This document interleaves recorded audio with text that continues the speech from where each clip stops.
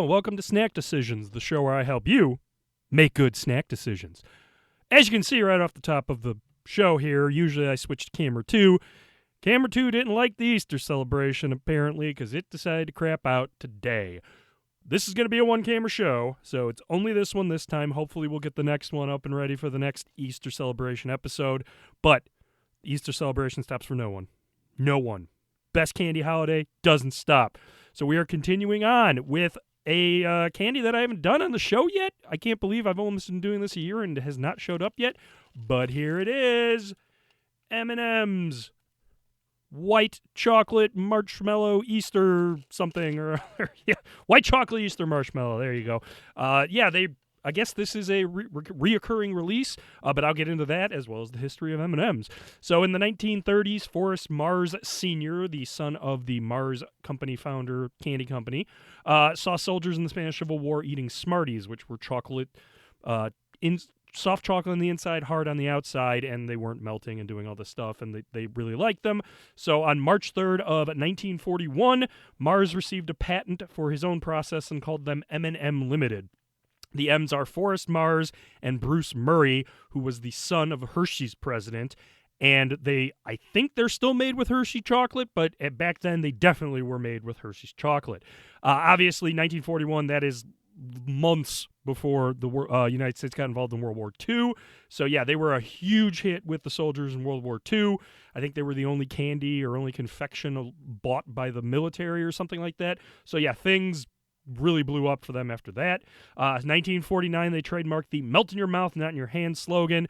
They put a black M on it to denote the M&M in 1950, and then changed that in 1954 to the white we currently have.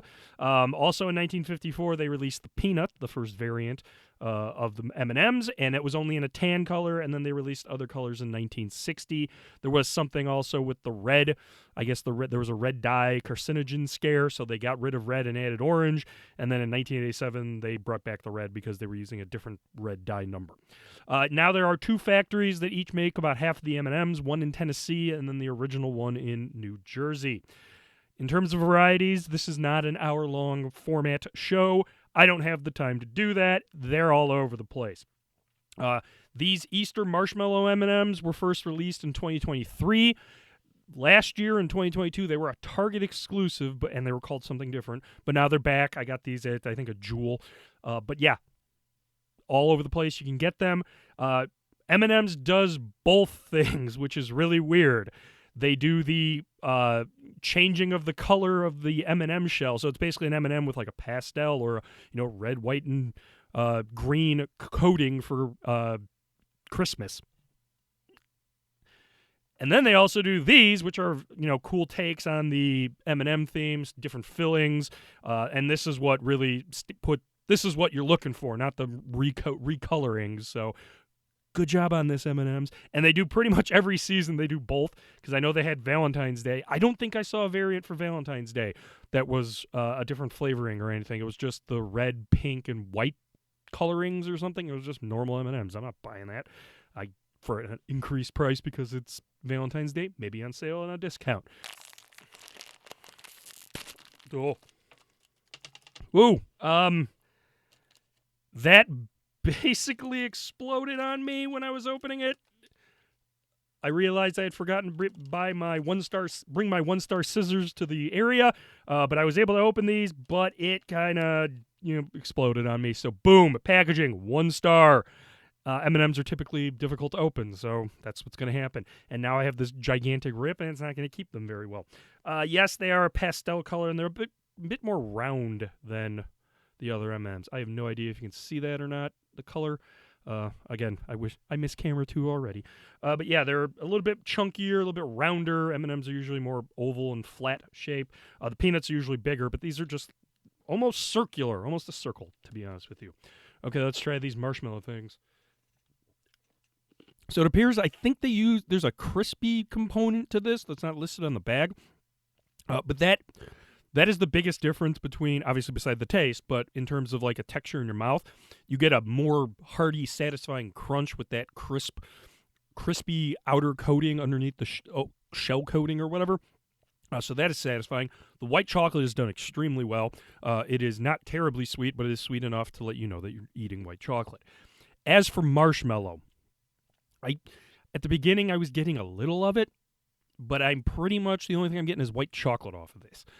So again, if you're expecting like a marshmallow bomb, and I'm used to having marshmallow extract and like beers that do that all the time, this one doesn't have that much marshmallow, at least to me. There's a little bit of a vanilla component, which again is marshmallow basically, and it's just more of the white chocolate taking over. As I'm talking right now, the only thing I can really taste now is that white chocolate from the coating, I guess, or the interior. I don't know what it is, but the white chocolate really does pop. Again, that's really good, and the crispy crunch is there with that crispy shell. It's going to lose the star because I didn't get a ton of marshmallow. So I'm going to give this one, because I kept eating them, honestly. I'm going to give this 4 stars. Again, really unique, interesting, definitely a lot different. It's probably closer to the peanut M&M in terms of the crunch, but you get the white chocolate taste. If they got a little bit more marshmallow in it, we'd be talking 5 stars. Now, as for value, I guess these retail, at least where I went, for $6.49, and I got them on sale for $5.49. That's a little bit too much, in my opinion, even if it is a seasonal M&M. That is a little high. Obviously, I was just there and wanted to get these, so I grabbed them. I will give the value on this at $5.49, 2 stars. Obviously, getting closer to Easter or post-Easter, they're going to discount the heck out of these. Grab them then, like day after Easter, maybe even day of Easter. Go grab them. Yes, again, you get these for $2 or $3. Now you're talking 5-star value, honestly. But yeah, where we're at right now with $5.49, that's a 2-star value. Okay, let's pair it with a beer. And we have another first-timer on the show from Art History. This is their dry Irish stout, the Book of Kells. 4% ABV, so nice and light, honestly. Art History was opened in Geneva, Illinois on May 22nd, 2020, right after the pandemic, about a month or 2 months, 2 months after the pandemic really was in full swing, by Tom and Cindy Rao. The head brewer at the time was Greg Brown, but he left, and he is now at Tailwinds Brewing in Union Grove, Wisconsin, which is about 20 minutes outside of Kenosha, and that lovely, lovely Woodman's and the Brat Stop in Kenosha. The current head brewer is Carolyn Stevens. And then I did some research on the Book of Kells, and basically it was an illustrated manuscript of the 4 Gospels released in around AD 800. So, yeah, and it's got a nice little chalice on it as well. Art History does some very simple cans. Usually there's one piece of art, 2-color scheme, 1 color on the top, 1 color on the bottom. I miss camera 2.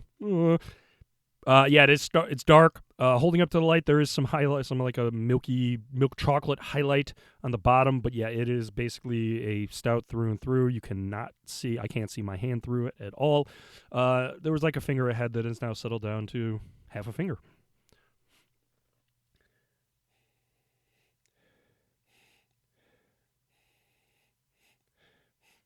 Star here is bitter roast. It must have been the malt they used. There is a bitter roast character. It doesn't even, I don't even think it reminds me of coffee. It's just dark malt roast, honestly.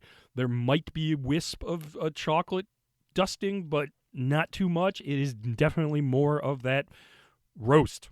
And again, I won't even say coffee. It's just roast, bitter roast. So I'm assuming it's going to be a roasty boy. So let's find out. Well, it lives up to both things. It is dry in the finish, and yeah, it is bitter, and that is a bitter roast character that is coming out throughout the whole thing. It's refreshing. I believe this is meant to mimic a Guinness, if I'm not mistaken. I hope, at least anyway, because I'm supposed to be using a Nonic pint. I am not. I'm using a snifter. But yeah, it's extremely easy to drink. A roast flavor. The body is kind of there. But again, stout, I'm going to get confused with, especially a 4% stout. The body is sufficient for a 4% stout, honestly. But yeah, you're meant to be drinking a lot of these on like St. Patrick's Day, I guess. And 4%, yes, you can do that with this. And it does have that roast flavor that kind of wants you to come back to it. And the dryness helps because you're just like, oh, I want more of that. I want more of that. And you'll keep doing that. Ooh, for a rating. Okay, I'm not the biggest dry Irish stout fan. I'm going to style, I would say this is a 5, but for me, I usually like a little bit beefier, honestly, so I will give it a 4. But if you're a dry Irish stout fan, this is probably a 5 for you, honestly.